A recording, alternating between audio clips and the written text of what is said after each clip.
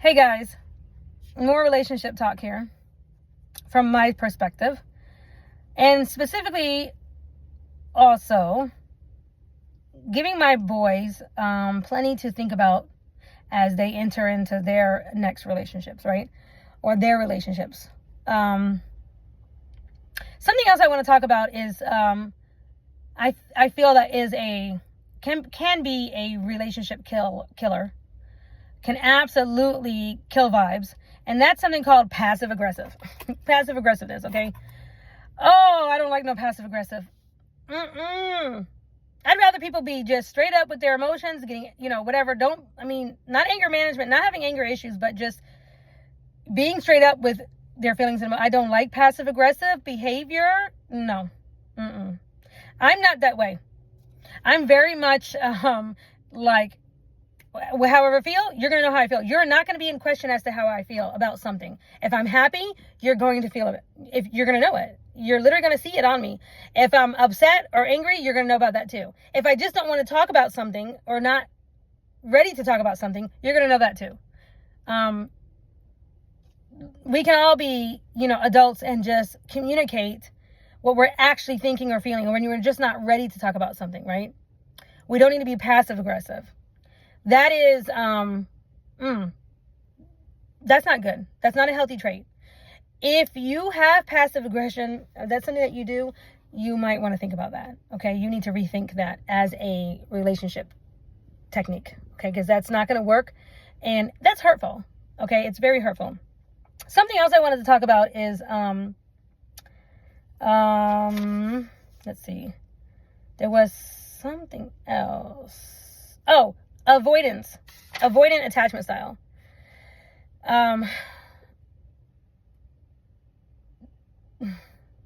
This is something that has gone crazy online. There's a lot of information about avoidant attachment styles, right? When I learned about attachment styles, this was a few years ago actually that I learned about attachment styles. I realized that I am apparently what they call secure attachment. What that means is for example, I'm not going to call your phone a million times if you don't pick up, right?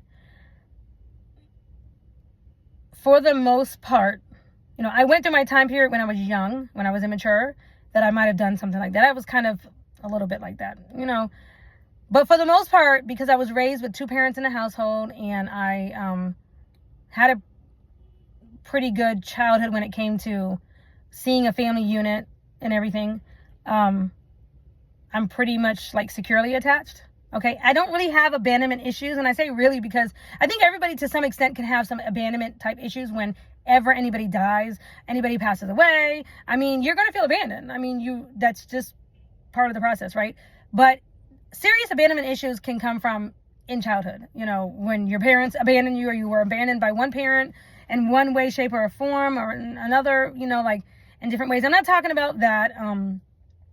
So I didn't realize that I was secure until I experienced other relationships, and being in relationships with others, or I see other women in relationships. I literally see other women. I see women who are older than me, who are very insecure. They're very anxiously attached, right?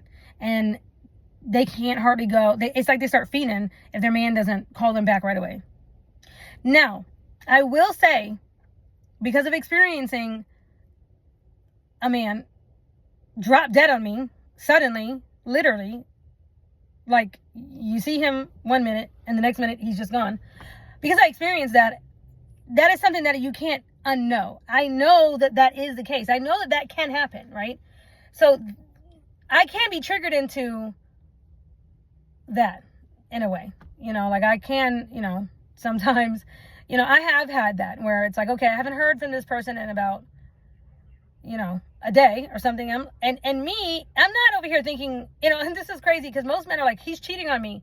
They're right away thinking he's cheating on me. I'm not. My first thought is he dead? Did he have a heart attack? Where is he? Is he dead? That's, and I'm keeping it real. I don't wish that upon anybody. I don't want that, but I can't help but have that thought because of what I've gone through. But for the most part, I'm considered secure attached.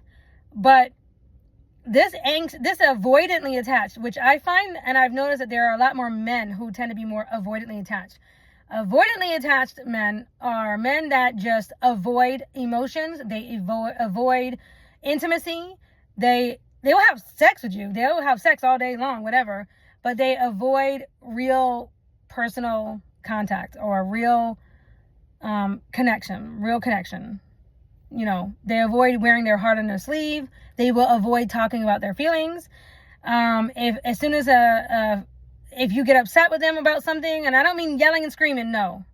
I mean just if you just voice a concern of something or whatever, and they just will want to up and leave, up and, you know, walk away, or hang up on you and not call you back or something like that. Like they will avoid the topic, avoid you, or avoid the relationship, or just avoid in general, like not deal with the issue head on. Whatever the issue is, whatever is actually going on, whatever the problem is in the relationship, they don't want to deal with it head on. They want to avoid it.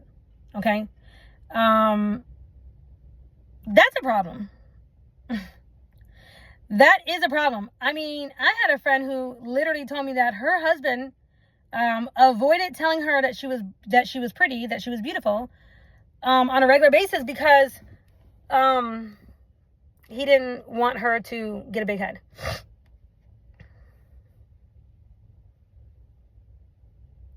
I mean, that's horrible. That is really horrible, because that same woman, and she's my friend, she's very pretty, will go to Walmart and have a stranger call her beautiful. But her own man that she loves, the one that she loves, can't say I'm beautiful. He's avoiding all of that type of topic. He's avoiding telling her that she's beautiful. That's some serious issues. That is some serious issues. I'm not talking about blowing up her head every single day, like saying you're gorgeous, you're beautiful. But come on, okay? You need to check yourself, okay? You need to check yourself. That's a man to me that is a man that's like, okay, you don't belong in a relationship, right? You belong in counseling first, right? That's not cool. And to me, it's like that's like a simple thing. That's like a test in a way. Like that's a simple. It sounds like that could be almost like, you know, you might blow that out of proportion or whatever, but what it represents is so much more. And let me give you an example. If you ever seen the movie A Bronx Tale, I'm half Italian. I'm biracial. I'm mixed. And let me tell you something. What I don't agree with is fighting. I don't agree with, people who are racist. No, we weren't racist in our family. So even though I'm half Italian, you know, the way I was raised and with my mom and my part of the family, we were not racist, okay? If I had any racist Italians, I don't know them. I didn't associate with them. My grandmother loved me. She loved that I was not very racial. She loved my skin tone. So just let me put that out there, okay? Because I don't agree with that. And but of course, you know, that movie was set back in, you know, the 50s or 60s or whatever. Anyway, you remember how, what's his name, told the guy, you know, like, oh, if she reaches over and she unlocks the door, she's a keeper, right? It's like a simple thing, but it represents so much more, right? It represents so much more about her. What it represents is that she's down for you. She's going to have your back. She's going to look out for you. She's thinking about you. She's not thinking just about herself, right?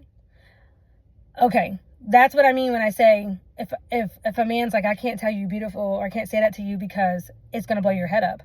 So first of all, why do you think, in my mind, I'm thinking, why do you think that hearing I'm beautiful from just you, that your opinion means that much to me? If anything, I feel like you're the one that is thinking too much about yourself. Second of all, for someone like me, I get complimented everywhere I go. All the time. I have men that say, you're beautiful, whatever, hey, beautiful, or hey, gorgeous. I have women that, in a nice way, you know? And so basically, because I get that almost every day if I want to leave the house, and I'm not saying because I think I'm all that, or anything, it's just what happens. This is just legitimately what happens, right? I am not coming into my car now thinking like, okay, I got 3 beautifuls today, so that means I am a better person, or I am more valuable now to God because, you know, 3 people, 5 people, 6 people this week have said that I'm beautiful. No. Actually, most of my friends, most of the women that I know who are beautiful, right? Or who feel pretty about themselves, or who are attractive in one way, shape, or whatever, right? Or they are confident. We have no problem bestowing compliments on others. And also, we celebrate others who are beautiful. And we celebrate others who are confident. We celebrate, or we seek to celebrate, want to edify other women when we see them looking sharp, put together, doing their thing, whatever. Me personally, I gotta tell you, me personally, when I'm out and about and I see a little girl, especially when I see a little girl that I don't know, for whatever reason, I sense maybe that she might not be getting edified. Maybe just put it like that. Okay? Because it could be for any reason. Maybe sometimes I can observe what I consider to be not very nurturing mothers. Okay? I will purposely walk by her, the little girl, and purposely get in her face and literally say to her, "Hey, beautiful. Hey, gorgeous. Oh, look at you. I love your pigtails. I love your barrettes. Oh my gosh, look at you. Have the prettiest little nose. You are so sweet. You are so beautiful." You know why? Because I'm thinking to myself, I don't know how many times she was told that. I don't know if she was ever told that. Okay? I don't know. But sometimes what I'm hearing already in my earshot could be a mother that's literally, cursing out her children in public. I'm not judging anybody. I'm not judging any mothers. But sometimes what I feel like I'm looking at is clearly something like a regular communication style with your children. F-bombing this, F-bombing that. I'm not judging. But somebody at some point should tell that child that they are loved and they're beautiful, or they're handsome, or they're just a cutie pie, or they're sweet, right? So I feel like I might have, if I have the ability to edify somebody and build them up, and I get that ability to do that, that means a lot to me, and I hope it means a lot to them, right? Especially if they are thinking that about me. Like you can tell if a little girl, and I've had this happen to me, and a little girl said, "Oh, you're so pretty," and it's like, "You are too." But I know that it means a lot. If she was thinking that in her mind about me, I want her to know that I'm thinking that about her, right? So that it's an equal exchange, or just an exchange in general of love, of good. Okay?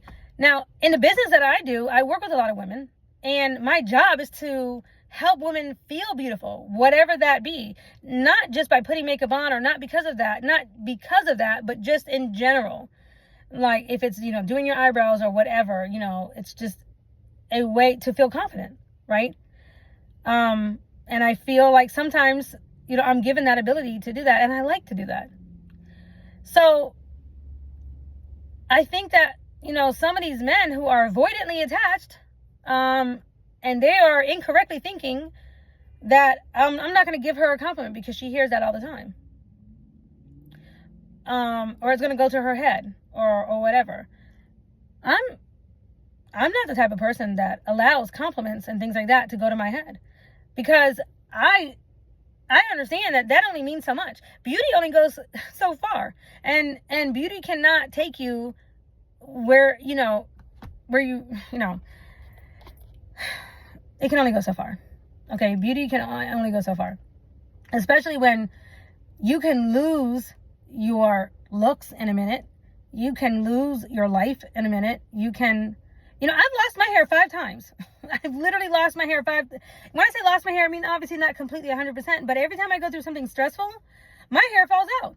And if I had to sit here and place, my confidence level or whatever on my hair or my body or whatever, well, goodness gracious, we would all just be a hot mess, okay? I mean, you got to come to relationships with character, with knowing and being confident that you have something to offer that person, right? Something to offer. And if you feel that way, then you're not going to be so avoidantly attached. You're not going to just avoid, right? It's like being an avoidantly attached person because of the issues that you had growing up. Like, I think that once you hit your 30s and 40s, you probably have had somebody say to you, "You're avoiding your issues." You're not dealing with your issues. Or you are hiding. Okay? That means take a look in the mirror. Be humble enough to say, you know what, I might have a problem with that. I'm a grown man and I stick my head in the sand every time somebody brings something up. Or every time somebody wants to have a serious discussion about something. Like some women I hear about men that don't want to commit to them. Or they don't know what to put a label on their relationship. Like, I don't know if this man, if we're dating or if we're, you know, like, are we being exclusive? That to me is another ridiculous thing. That I'm talking about from the jump. When I say from the jump, I'm talking about when I'm talking to somebody, I'm talking about from the jump. I'm over here like, first of all, just so you know, I'm not out here just giving pussy out. I'm sorry, pee. I'm not giving a pee out. Just no, we're not doing that. Okay, so if that's what you're looking for, or whatever, we can go ahead and nip that in the bud. Okay, and that type of situation, that thing ain't gonna come until there is a real commitment. Until there is a commitment going on. Okay, that's how I operate. I mean, I just told somebody that, like, last week? And, we can go, I was like, okay, we can go on some dates. I literally, you can take me out, whatever, we can go here, there, but there ain't gonna get no pee. You're not gonna get no pee. Okay, the pee is not gonna happen. This chick doesn't operate on that vibe. Okay, nah, we cannot do that. We cannot exchange fluids like that. So by the time it comes time to doing that, commitment, I mean, is like, it's just, yeah, there's a commitment. Like, we've been discussed that. And I have had men, but I hear this more with women all the time. I can actually only think of two men who literally said to me, they had the audacity. They literally thought that they could say to me, well, I like to test run my women first before I commit to dating. He said that. He said, I like to have a test run. He want to sleep with you first to see if you're even worth being with.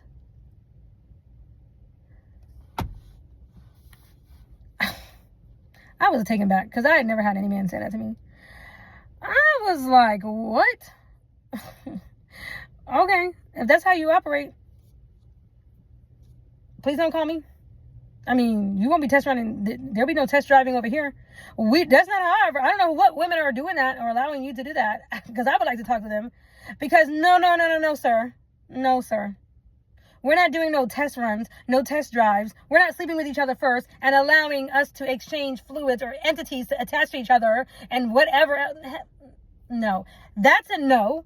That's a no every day, all day. It's never going to happen, especially not with this chick, right? Like, no way. There's everything wrong with that statement. Everything wrong with that statement. There's everything wrong with that statement. Having sex it should be a loving exchange. It should be a loving exchange of two people. It should be a result of feeling love for somebody, of actually feeling love. Not just passion. I mean, passion exists for sure. Passion exists, but you wouldn't do that before you even buy me a hamburger. Let me just say, this particular man that said this to me, he was a photographer. This man, I found out in about 2 or 3 months later, and I heard on the news that he actually ended up going to prison for murdering somebody. I mean, it was a photographer that I did some makeup for. And, next thing you know, I heard his butt was in prison. I was like, good, that's where you belong. Where you can get a bunch of test runs over there.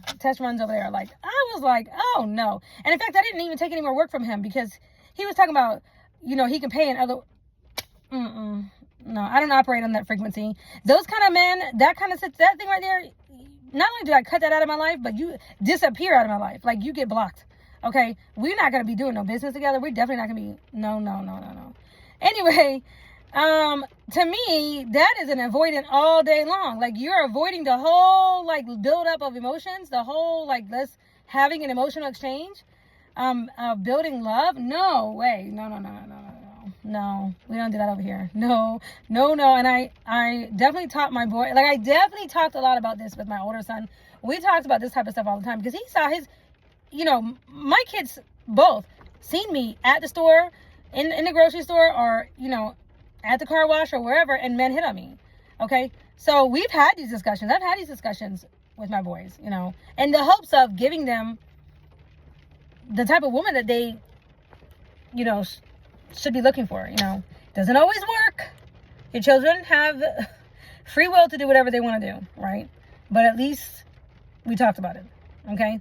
Anyway, so that's it for this video clip. I'll see you guys in the next one.